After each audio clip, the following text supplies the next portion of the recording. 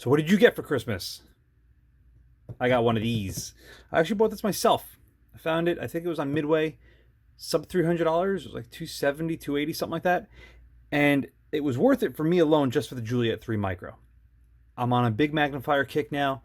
I've had a couple of them come through the channel, as you've seen, and I know from how good those videos do that you guys are interested in them. So the more I can get my hands on, the happier everyone will be. This one comes with the MSR, not the Romeo 5, which used to come as a package before.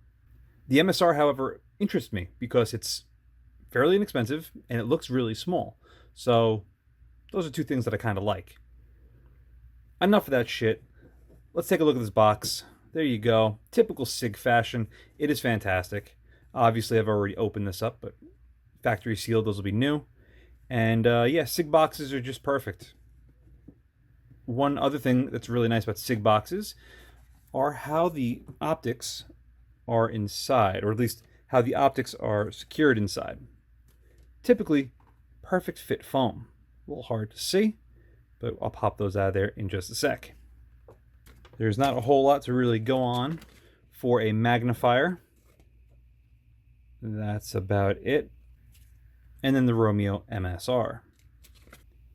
So one thing, it claims to have over 20,000 hours of continuous runtime on medium setting. That's a lot. And this does not have any sort of solar panel or anything like that. It's actually not even a standard 2032 battery. It's smaller than that. Let me crack this open. There, it's a 1632, a little tiny guy. Before I get any further on that, let me pull out the Juliet as well. Now this is different from the standard Juliet, this being the micro, because it's a little bit smaller. It does come with a bikini cap, which I'm going to, for all intents and purposes, leave inside the box for right now. And then we got a couple of tools. There's a little spacer. That's the spacer for the magnifier. Another spacer for the magnifier, so you get a thin and a thick. It even came with extra screws for no reason, because this one, as you can see, does not come with the extra lower mount. Now this unboxing is for both of them because they do come as a kit, but obviously you could buy these individually. I'm going to start with the magnifier because that would be the first thing you'd be using in this setup anyway. Does not have a quick release mount. It has a regular hex nut here. It is captive, so you don't have to worry about losing it. And, well, that's about it. Not a whole lot to really say about the mount, with the exception of it seems kind of big. I don't have the HMX 3X or the Micro 3X from Vortex anymore, but this just seems to be a very large component. Almost a little bit too big. I mean, look at that. It's almost as long as the actual magnifier. Now, one thing about this mount that I already touched on is that this is a push button. Whereas the other two magnifiers that I've reviewed, you just swing them in and out of the way. This you actually have to push to disengage the lock, and then it locks open. So if you want to engage it, you have to come over, push, and then get it down. Other than that, it's got a decent finish on it. It seems pretty small, a little on the heavier side, but we'll touch on that later. And there's only three other things to really adjust: our eyepiece, our windage, and elevation. So you can see up with an arrow and right with an arrow. This eyepiece does move with a good amount of resistance, but look at how finite those threads are. And it doesn't come out all that much. I'm curious to see how well this is going to focus to the eye. But there's a whole lot of turn in here, which is good because, you know, it allows you to get it really, really perfect. But one nice thing I do like about it is that it doesn't come out too far and it's not too easy to turn. Plus, you actually have to try to turn this thing to turn it because of how small it is. So this right here, I already like. As far as how easy it is to turn the windage and elevation,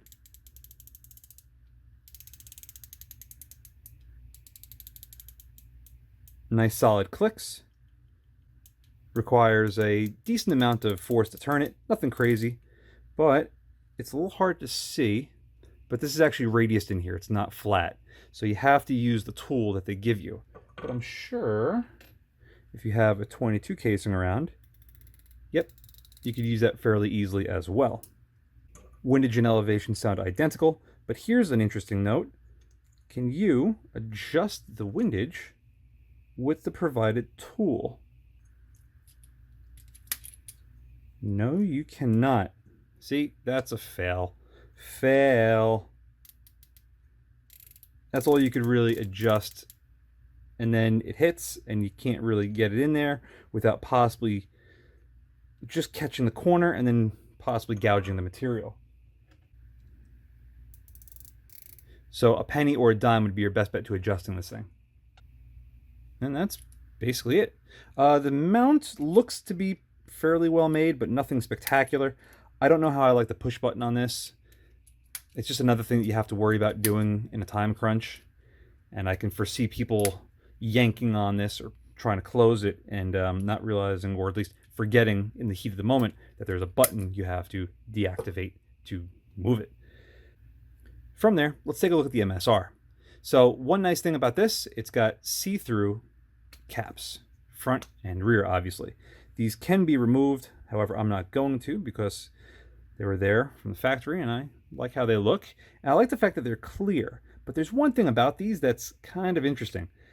You really need to get these just right for them to close, because if not, they don't. The first time I went to go close these, I thought I broke them. That's how much pressure it took to get these things seated the first time out. So I'm sure they'll break in, but just know they're pretty tight, but it's a really nice feature to see on something so inexpensive. The base is, again, nothing crazy. You get 4 Torx bits and then a Torx on the side. And again, Sig likes to do this. They run a micro Torx on this. I think it's a T15, which is pretty small, but I guess you don't really need anything larger than that. One nice thing is, though, the claw on this is, as you can see, spring-loaded, whereas on a lot of other offerings, it is not.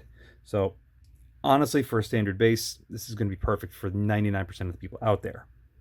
Windage and elevation on this, however, do have a flat slot on there, so you could use a regular flathead screwdriver. I think I should be able to use this tool, even though it seems like it's rocking in there a fair amount. Sounds good. Good tension on there.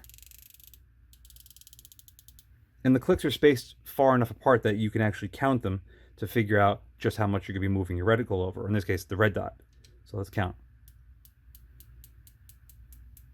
So that's about 10 clicks for about quarter, so there's about 40 clicks per turn.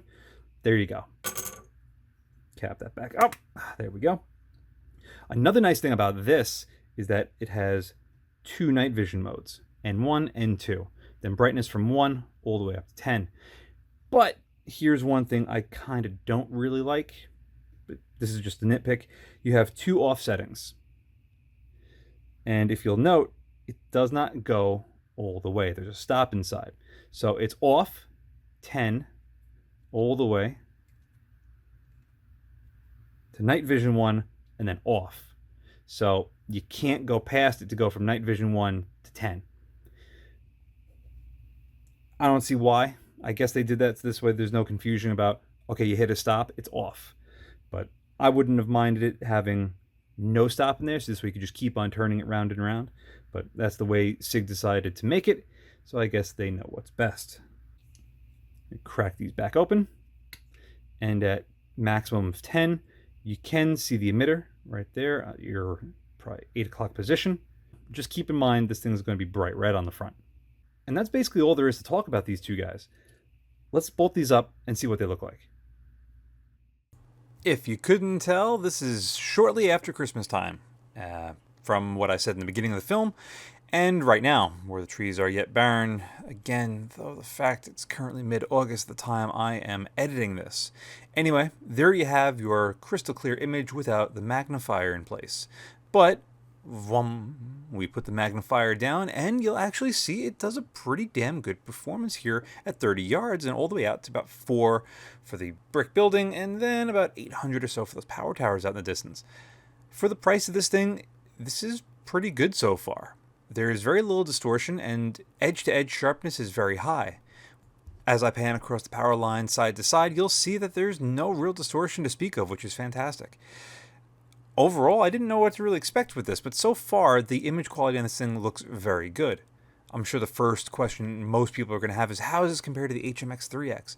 Well, we're going to get to that in time. This is just an unboxing. But for right now, the initial review on this thing is pretty good. As you can see there, from 30, 400 to 800 yards, everything's pretty much in focus. Maybe beyond 400, it gets a little bit out of perfect sharpness, but what could you really expect? I'm honestly just happy enough that it has a really good image. Tie that in with the fact that it feels pretty good, and it's got a decent enough mount. Granted, it's not the best in my opinion with having the push button there, but it might fit your build perfectly fine. So this is, so far, so good. However, I'm about to put the red dot in front of this, and here's where things, I would say, fall apart slightly. Because as you'll soon see, when I put the red dot on with the caps folded out of the way, the image quality goes pretty far down. There's a little bit of blue tinting, but albeit not terrible. But the razor sharp image that we just had seems to be pretty grainy. Basically everywhere. 30, 400, and 800 yards. It degrades everything. And when we turn the illumination on, you're going to see that it only looks okay. The dot's nothing really spectacular. Plus you see a little bit of ghosting in there. Ideally, these are not a match made in heaven, which is surprising because Sig sells this as a full-on kit. I think the magnifier by itself is a better choice than the magnifier with this red dot. But again, we're going to touch on that much more on the final review coming soon. But as of right now, the magnifier seems to work very well, and the red dot works okay when paired with it, but I think it's really better off by itself. Anyway, thank you very much for watching. See you again next time. And a very huge thank you to all of my Patreon providers. Without you, this wouldn't be possible. If you'd like to help support the channel but don't want to join my Patreon, I completely understand. But you can still help support by using my affiliate links in the description below. Thanks again for watching.